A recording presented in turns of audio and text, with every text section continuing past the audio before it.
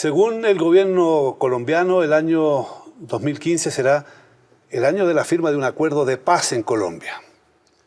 Pero, mientras tanto, la guerra continúa y en los últimos 12 meses 310.000 personas fueron víctimas de esa guerra.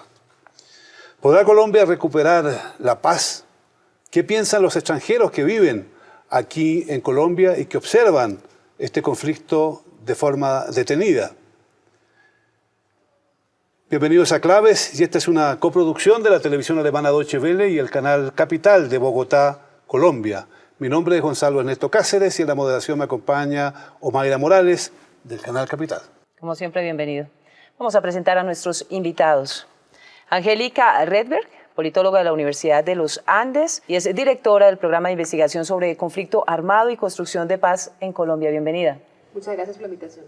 Frédéric Massé, profesor y director del Centro de Investigaciones y Proyectos Especiales CIPE de la Universidad Externado de Colombia, doctorado en estudios latinoamericanos del Instituto de Altos Estudios de América Latina en París, tiene maestría en Relaciones Internacionales de la Universidad de Nottingham y experto reconocido de las negociaciones de paz. También mil gracias por acompañarnos. Muchas gracias.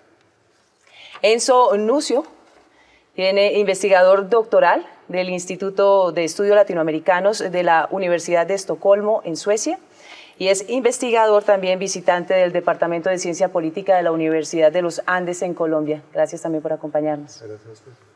Y finalizamos con Christian Ferker, espero haberlo dicho correctamente el apellido, doctorado en Ciencias Sociales y Económicas de la Universidad de Bremen en Alemania, analista para Colombia y la región andina de la International Crisis Group, que tiene oficinas en más o menos 70 países del mundo, entre ellos Colombia y otros de América Latina. A todos, bienvenidos. Muchas gracias.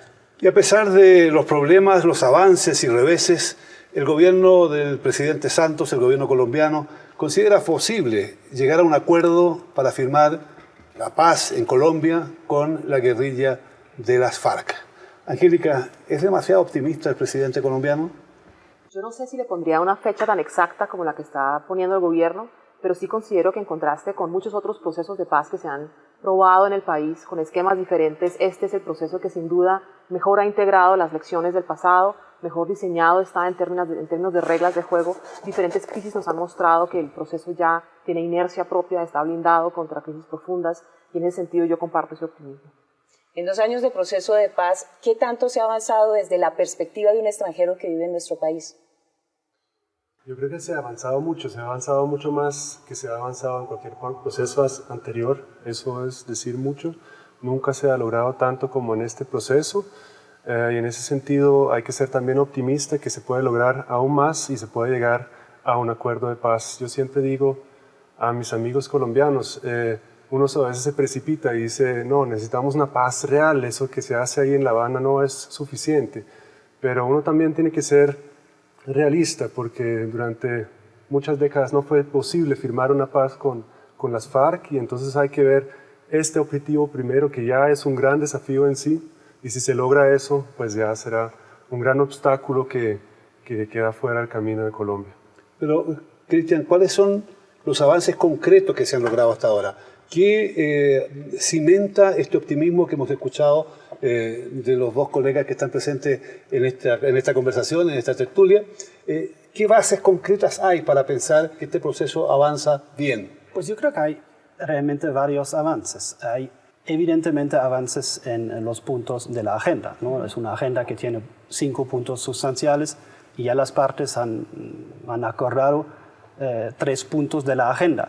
Y eso no son cualquier 3 puntos, pero bueno, una reforma integral, que es para muchos un tema que está al origen del conflicto, una solución al problema de las drogas y la participación política de las FARC. Esos son 3 temas que son absolutamente cruciales. Eso seguramente es un avance, y ya como dijo Angélica, también hemos visto una crisis y esta crisis se ha superado. Entonces el proceso ahora también ha avanzado en esto. El proceso tocó fondo, se ha recuperado, y de eso también sale más fuerte. Entonces yo creo que realmente hay avances en varios planes, ¿no? Realmente. ¿Se ven las víctimas reconocidas en estos avances sustanciales en la participación en la mesa de diálogos en La Habana, Cuba? ¿Es el momento en que las víctimas sean protagonistas en este proceso? Hay un reconocimiento de las víctimas, no sé si como protagonistas, pero como parte muy importante en las negociaciones, y eso es bastante atípico, digamos.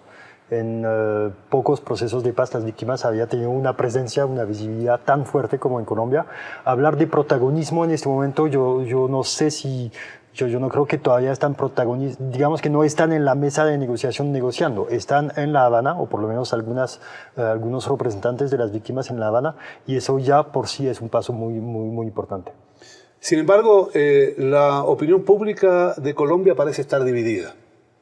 Las últimas elecciones quizás fueron un reflejo de eso. Una mitad del país dijo, sí, vamos con el proceso de paz como lo está orientando el presidente, y la otra mitad dijo que no.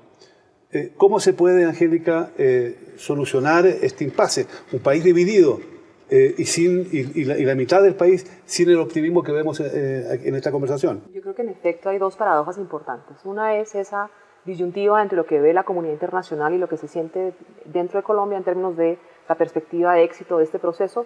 Y la otra paradoja creo que también tiene que ver con el momento que vive Colombia, en contraste con los años 90 previos al último intento de un proceso de paz.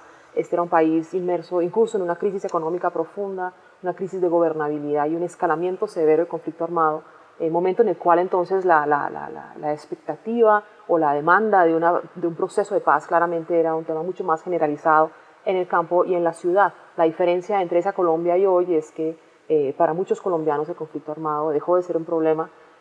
Colombia ya no es el país problema de la región andina, es considerado un milagro económico por muchos países, lo cual hace también difícil vender la idea de la necesidad de la paz.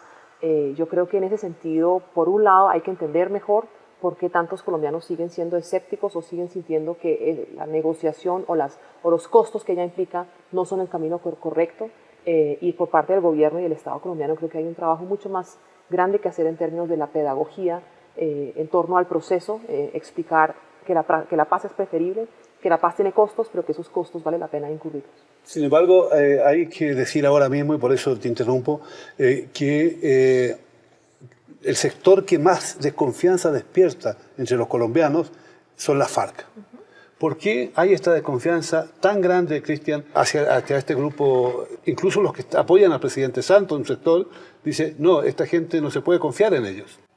Yo creo que eso sí, efectivamente, es el caso y tiene varias explicaciones, ¿no? Una de ellas es seguramente que las FARC están involucradas en una guerra altamente irregular. Entonces, lo que hemos visto en Colombia en términos de violaciones de derechos humanos, de violaciones al derecho internacional humanitario, es realmente una catástrofe humanitaria a escala mundial. Con 7 millones de víctimas, Colombia no es un país que ha tenido un conflicto pequeño, es un conflicto grande. Y las FARC son uno de los protagonistas. El Estado es otro de los protagonistas y los paramilitares otro de los protagonistas. Pero efectivamente la opinión pública, por una razón u otra, yo creo que es una razón evidentemente política, ha terminado realmente culpar la gran parte de estas violaciones en las FARC. Y esto, bueno, refleja, por ejemplo, también un discurso político del gobierno anterior que realmente no ha querido reconocer la existencia de un conflicto, pero ha preferido hablar de una amenaza terrorista. Y esta amenaza terrorista son las FARC, y eso ha tenido costos de legitimidad en las FARC muy grandes. Pero si me permite, no solamente la desconfianza por parte de los colombianos es con las FARC. Hoy también se inicia un proceso de allanamiento de conversaciones con el ELN, de la misma manera como se dio con las FARC, de manera secreta. Pero los dos grupos, las dos guerrillas más antiguas, generan mucha desconfianza en el pueblo colombiano. Y uno dice, ¿cuál es la razón específica? Porque con el M-19 se generaron acuerdos de manera más cercana y la gente entendió y se pudieron cimentar con mayor facilidad o más cercano con la misma ciudadanía. ¿Cuál es la razón, la diferencia específica ahí? Pues yo creo que el M-19 era un grupo más pequeño, con una historia más corta y que no cometió tantos, digamos, violaciones a los derechos humanos como las FARC y el ELN. O sea, si no estoy mal, el último informe de Bastalla habla de 25 a 30% de las violaciones por parte de las guerrillas. Entonces ya estamos hablando de masacres, estamos hablando de secuestros, estamos hablando de atentados, lo que, como decía Cristian, o sea, confundió a la población porque efectivamente esos grupos cometieron actos terroristas. Ahora, de aquí a calificarlos solamente de terroristas hay un paso que hizo, digamos, que el gobierno anterior, pero efectivamente en el terreno han cometido violaciones de derechos humanos bastante graves, bastante, digamos, que tuvieron un impacto bastante fuerte en la población en el terreno, pero también en la población, digamos, de las ciudades que no viven el conflicto directamente, pero que vieron muchas imágenes. Yo creo que eso explica en parte la percepción del pueblo colombiano en general vis-à-vis de las guerrillas colombianas actuales. Sería interesante quizás saber si Colombia alcanza la paz. ¿Por qué sería conveniente para Colombia y por qué sería importante también para América Latina quizás? Realmente el efecto va a ser indirecto.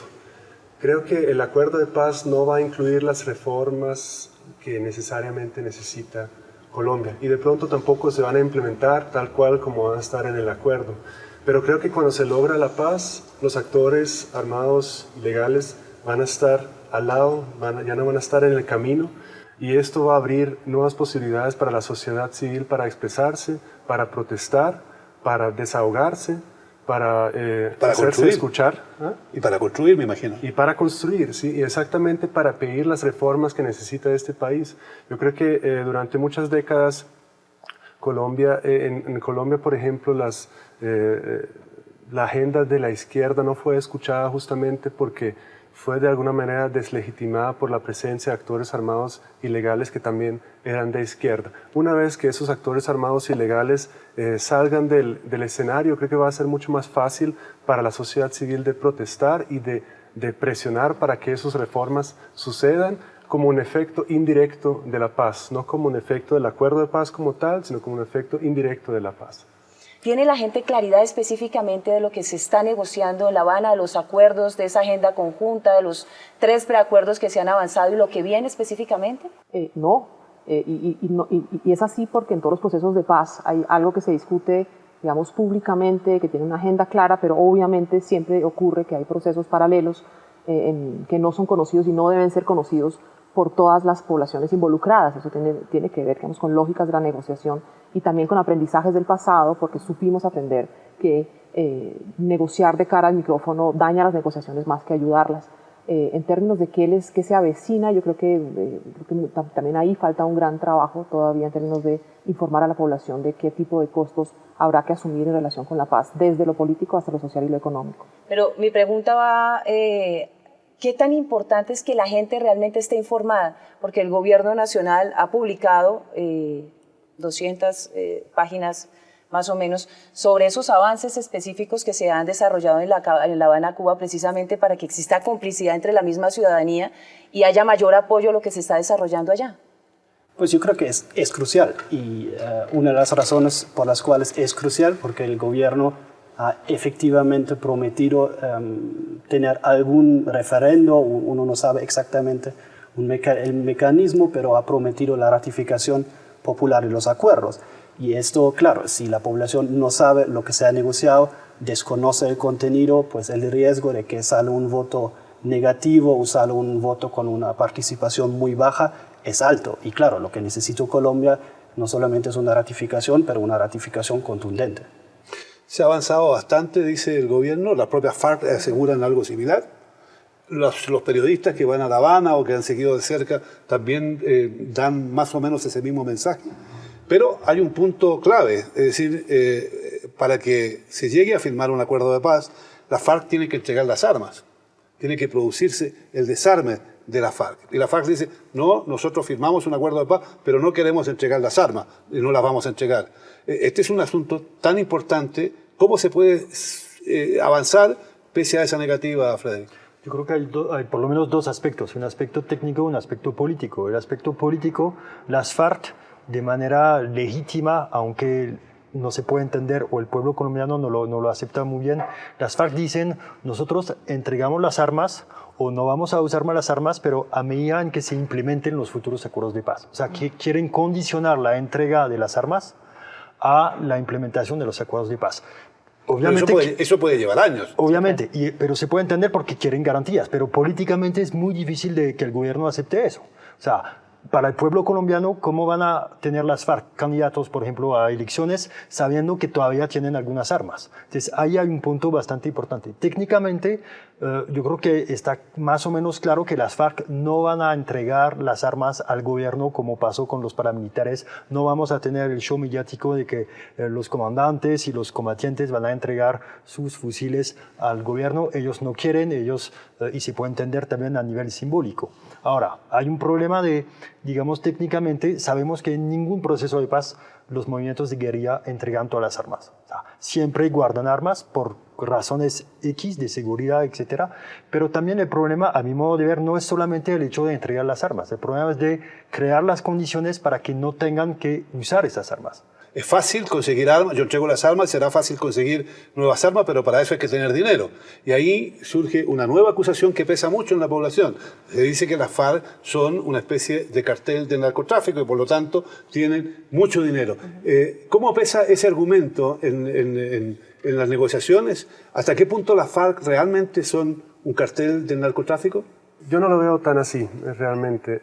No estoy tan de acuerdo con esa interpretación, aunque obviamente están involucrados muy profundamente en el narcotráfico. Creo que eso se relaciona con algo que hablamos antes, con el tema del M-19 y cómo cambiaron las cosas. Durante los 70, 80, creo que vimos a los grupos armados, también los que estudiamos los conflictos armados, como grupos que son motivados por deprivación relativa, es el término que usamos en las ciencias sociales, que significa que tiene un problema,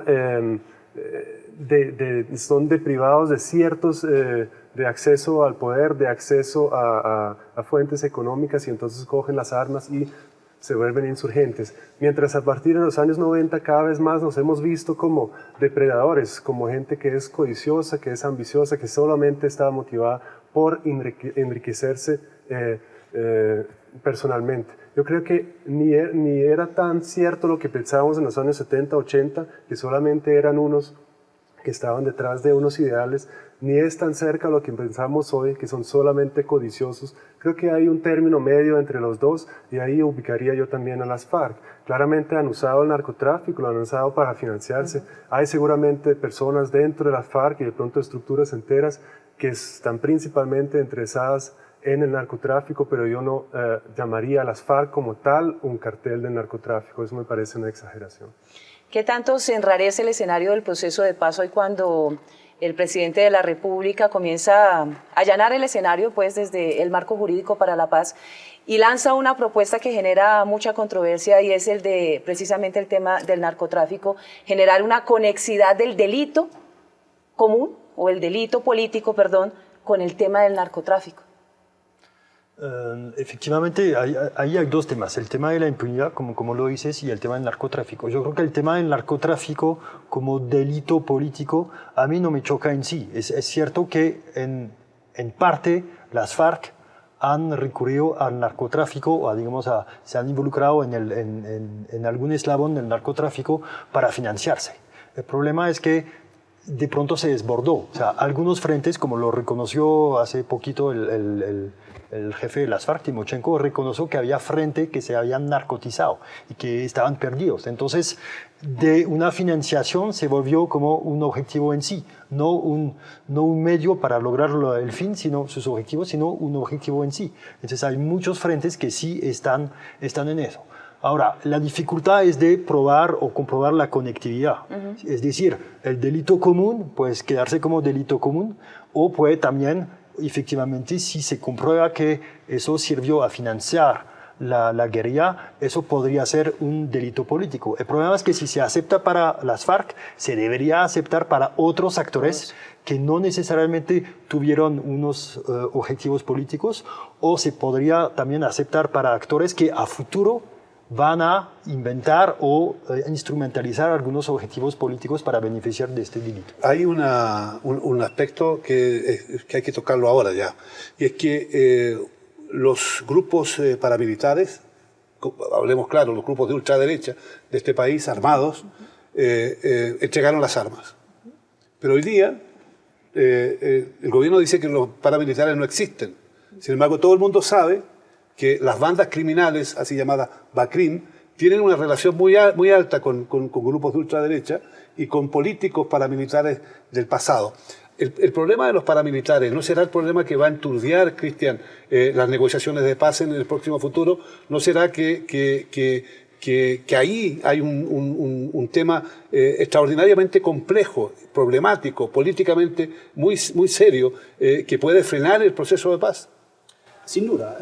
Yo creo que no sé si yo hablaría de una amenaza paramilitar. Yo creo que la desmovilización de los paramilitares de las AUC sí fue un proceso sin duda parcial, pero sí ha tenido resultados.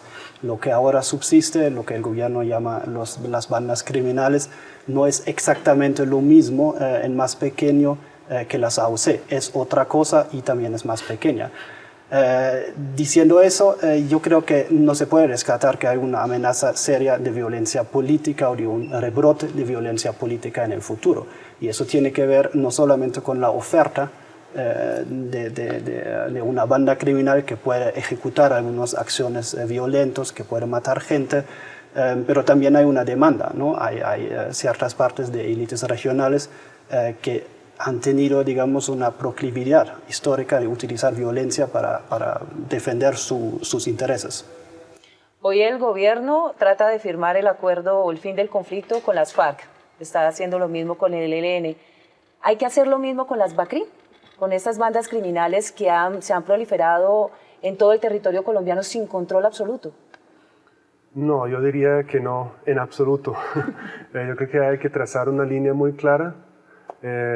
Ahí también, obviamente, hay muchos matices. Y obviamente las BACRIM no son tampoco puramente criminales, pero son casi puramente criminales. Y creo que son organizaciones que no podemos definir y no podemos darles el beneficio de rebelión o de algún delito de que podemos pensar que podría hacerle susceptible a una negociación política. Creo que hay que trazar una línea muy clara y hay que definirlos como crimen organizado, aunque no lo sean exactamente, para no abrir esta puerta. Yo creo que sería un error negociar con ellos porque sería darles una legitimidad que claramente no se merecen. Pero de hecho tienen una presencia bastante amplia en la vida de amplios partes del territorio de este país.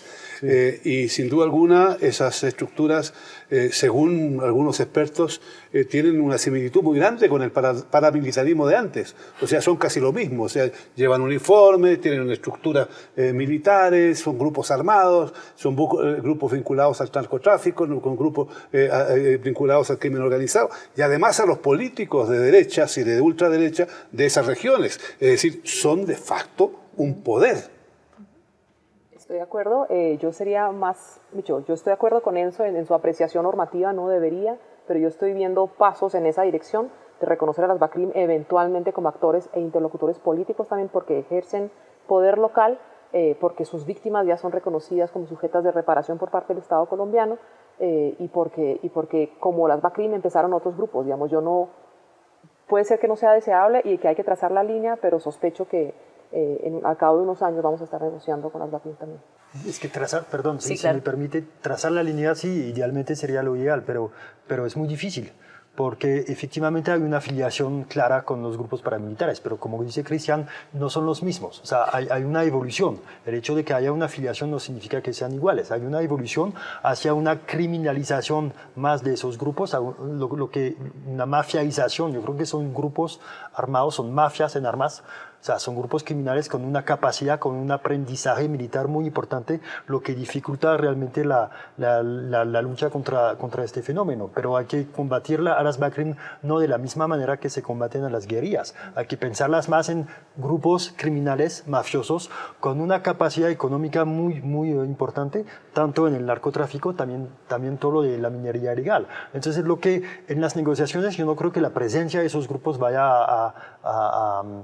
a ser un obstáculo, pero en el post-conflicto lo que podemos tener van a ser enclaves mafiosas donde esos grupos van a tener cierto control y cierta, digamos, connivencia con algunas élites locales y vamos a seguir en un ciclo, digamos, que no va a ser realmente de paz, no va a ser realmente de conflicto, va a ser como una normalización, esos enclaves mafiosas que van a seguir, digamos, en la región. Entonces, negociar con esos grupos, yo creo que la diferencia entre los paramilitares tampoco eran absolutamente no políticos. Decir que las FARC eran totalmente políticos y los paramilitares no, yo creo que es un poco esquemático. Entonces, en las BACRIM efectivamente hay muy poco ADN político, pero eso no significa que no se pueda negociar con ellos, porque efectivamente algunas víctimas son reconocidas como víctimas del conflicto cuando los victimarios no son reconocidos como actores del conflicto. Entonces hay una ambigüedad. ¿A quién le apuesta, Frederick, la derecha política de este país?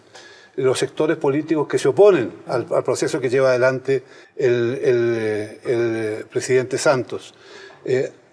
¿Cómo lo podemos entender a ellos? Porque simplemente representan un bloque importante de la opinión pública del país y de la política de este país. Y tienen conexiones con sectores más radicales de derecha. ¿Cómo lo podemos interpretar? ¿No quieren la paz realmente o están apostando a que la paz fracase para volver ellos al gobierno y establecer una Colombia diferente a la que queremos ver hoy día?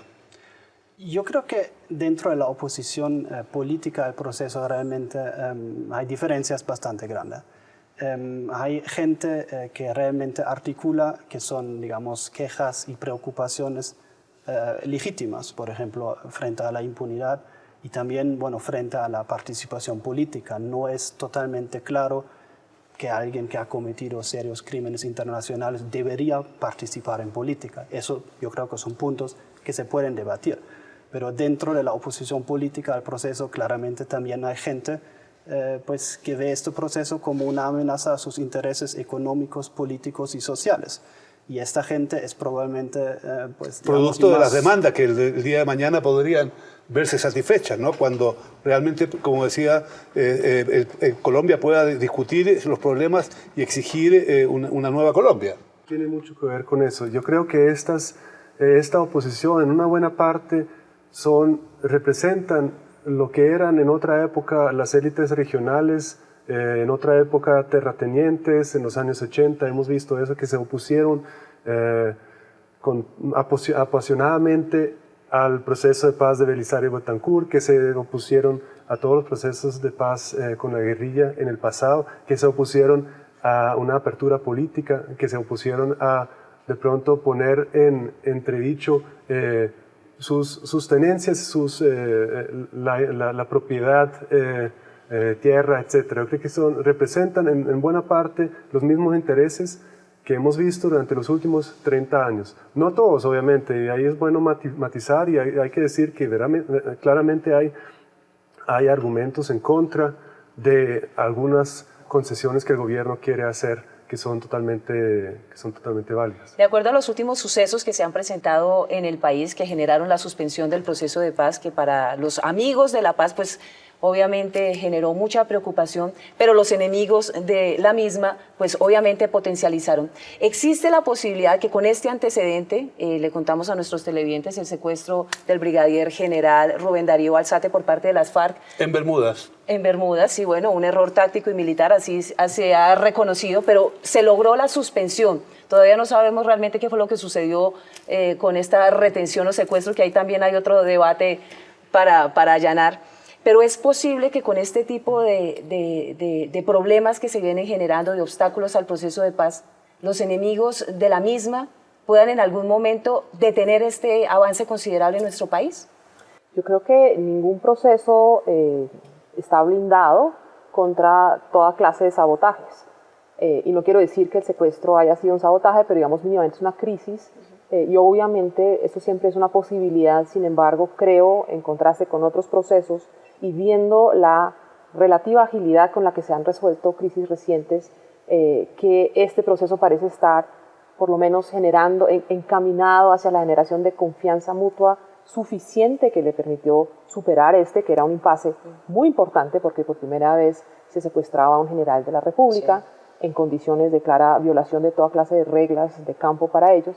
Eso me sugiere a mí que ahí hay momentum Eso no significa, obviamente, que pueda haber más crisis. Yo temo mucho por otro tipo de, digamos, de situaciones, pero creo que de nuevo ahí hay un mensaje importante que hacer o que ofrecer a la población colombiana y a cualquier observador de este caso, y es que esos procesos son procesos, tienen retrocesos y avances, y tienen que tener la capacidad y los procedimientos en marcha para superarlos, para tener claro cuáles son los protocolos. Y ahí, por ejemplo, digamos, un tema que no se ha debatido, pero me gustaría plantearlo, se vio finalmente el valor de la participación de la comunidad internacional.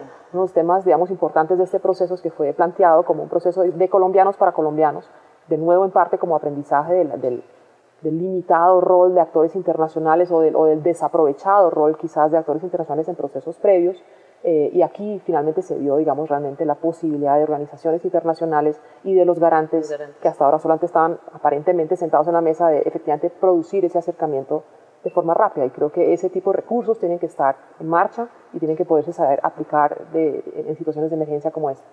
Partamos del supuesto positivo de que se firma un acuerdo de paz, de que la FARC y el gobierno llegan a acuerdos en los 5 puntos, incluida la posibilidad de desarmarse en un plazo determinado, pero hay una realidad concreta, miles de víctimas repartidas por todo el país y en zonas específicas, un sistema que no ha podido, un Estado que no ha podido garantizarle incluso el derecho a la vida a muchas de esas víctimas, no se han podido restituir los territorios que fueron expropiados por los grupos ultraderechistas, un sistema judicial que la mayoría de los colombianos califican como absolutamente insuficiente y no apto para un proceso de paz. ¿Qué cambios tienen que venir también para acompañar este proceso, para hacerlo más sólido, Cristian?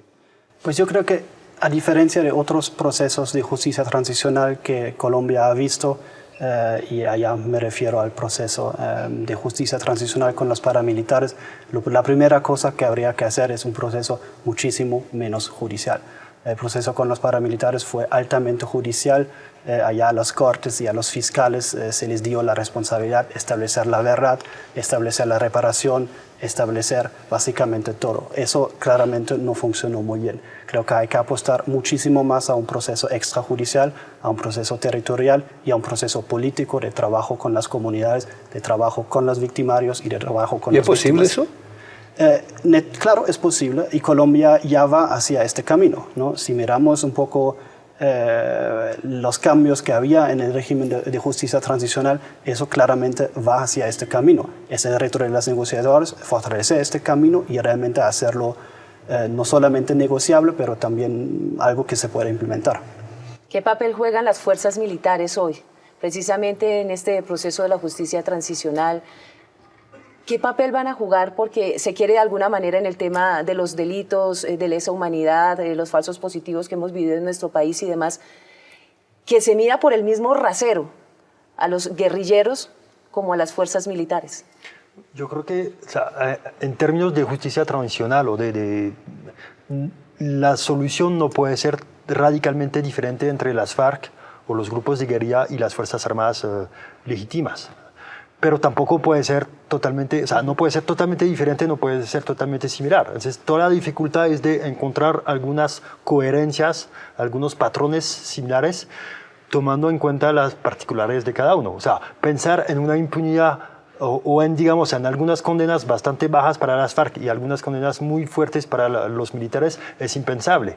Pero al mismo tiempo hay que entender que no puede ser directamente lo mismo. Entonces ahí hay que inventar o hay que pensar, digamos, en algunos modelos. En El Salvador, por ejemplo, hubo una comisión ad hoc encargada de depurar, de investigar precisamente las Fuerzas Armadas. Hubo una comisión de la verdad sobre violaciones de derechos humanos y una comisión ad hoc que tenía como propósito mirar solamente las violaciones cometidas por los militares. Algo así, no digo que exactamente igual, podría pensarse para Colombia, pero es cierto que el papel de o sea, el futuro más bien de los militares es un punto importante que tiene o no tiene que ser negociado propiamente en un acuerdo de paz, no sé, pero que tiene que ser tomado en cuenta en el acuerdo que se va a negociar. Un proceso en El Salvador que fue, entre otras cosas, conducido, si se quiere, por las Naciones Unidas, es decir, la comunidad internacional. ¿Qué papel está teniendo hoy la comunidad internacional, Angélica, tú que tocabas el tema recién, en la búsqueda de soluciones al conflicto?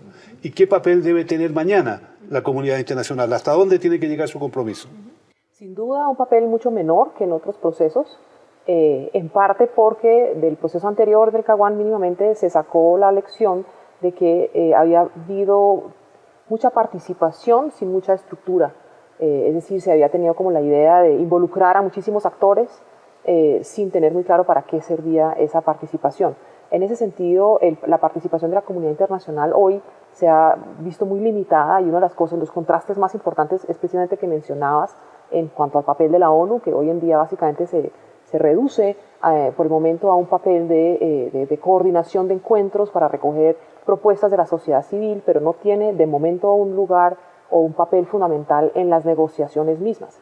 Al mismo tiempo, sí ha habido, digamos, un papel de ambientación muy importante, de acercamiento, que creo que hay que reconocerle a los 4 países garantes y facilitadores de la negociación, que son Chile, Venezuela, Noruega y Cuba, que de hecho está prestando, digamos, su territorio para adelantar estos procesos, y creo que eso deberá derivar finalmente para que eventualmente en el post-acuerdo puedan jugar un rol importante en monitorear implementación de los acuerdos, por ejemplo, el tema que se mencionaba antes, que tiene que ver con las armas. Quizás yo no tengo confianza para entregarle mi fusil al Estado colombiano por buenas razones, porque me han perseguido en el pasado y porque ha habido, digamos, un proceso de desconfianza mutuo, pero sí quizás tendré la tranquilidad de permitir que un tercero vigile esas armas. Leía yo en un diario colombiano hace un par de días que el presidente Santos ha apostado por un apoyo económico de la comunidad internacional para todo el enorme trabajo que hay que realizar una vez que se firme un acuerdo de paz y haya que hacer restituciones. Y se hablaba también de que el presidente Santos hizo recién una gira por Europa, concretamente de donde vienen todos ustedes, y le fue bastante mal, que la ayuda, la disposición a ayudar no está dada y que en el fondo volvió con el sombrero vacío. ¿A qué se debe? ¿No tienen dinero los europeos o no tienen confianza en el proyecto político? No estoy tan seguro, pero bueno, hay una razón de fondo que de pronto no juega tanto en este campo de la paz, pero es que Colombia ya no es un país pobre, Colombia es un país de renta media.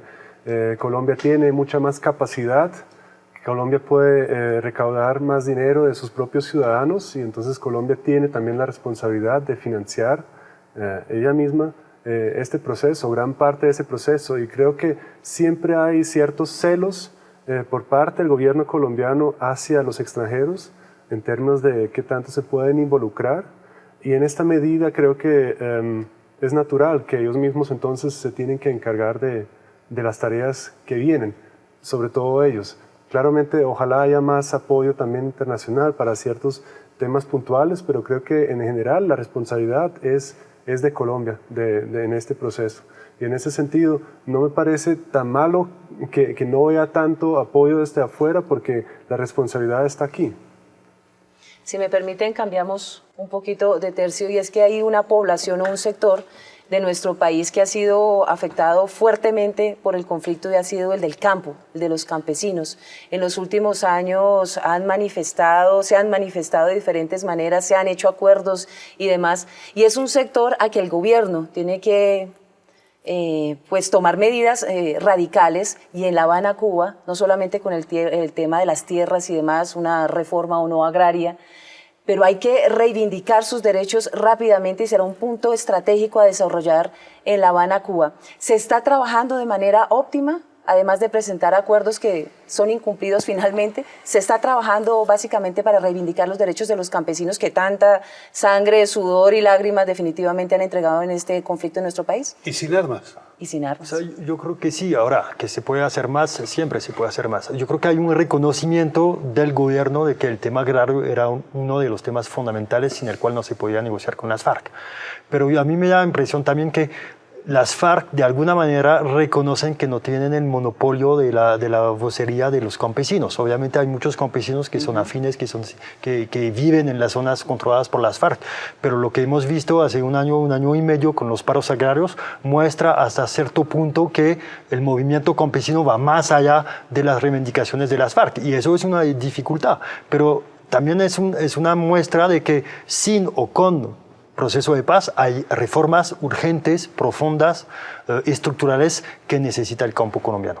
El mismo gobierno reconoció un abandono histórico, Gonzalo, frente al tema del campo, pero acuerdos incumplidos. Y no son los únicos campesinos, solo que en este caso la violencia ha sido brutal en contra de los campesinos. Pero a la medida que avanza la conversación, avanza también el tiempo. Y yo quisiera preguntarle a Cristian algo que para muchos colombianos es muy importante y decisivo incluso. ¿Qué va a pasar en caso de que se firme un acuerdo de paz con los militares, con el ejército colombiano?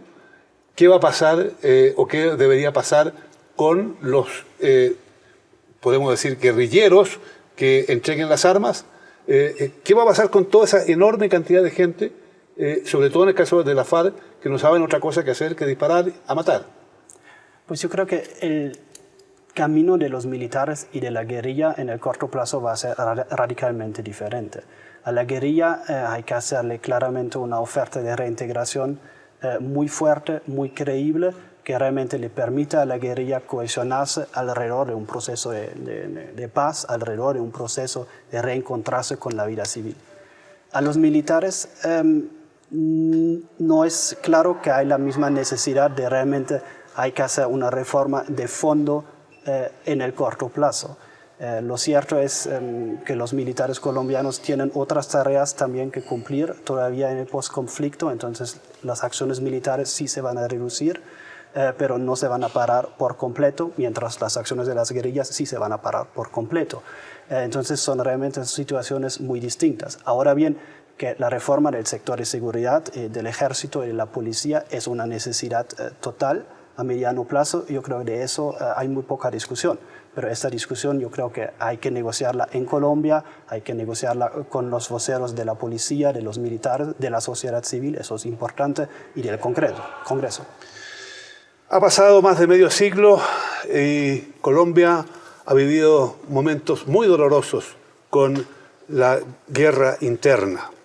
Sin duda, se plantean muchos desafíos de cara al futuro, pero indudablemente son desafíos que hay que asumirlos y no los tiene que asumir solo el gobierno, lo tiene que asumir todo el país, cada uno de los colombianos y también con el apoyo de la comunidad internacional cuando sea necesario.